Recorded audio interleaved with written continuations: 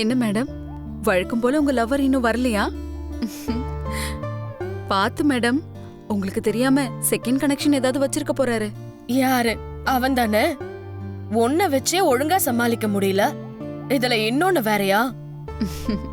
சும்மாதான் நான் சொன்னேன் மேடம். அப்போ ஆர்டர் எடுத்துக்கலாமா?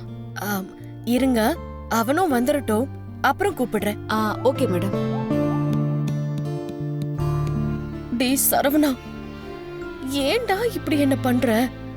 உன்னால யார் யாரும் என்ன கலாய்க்கறாங்க.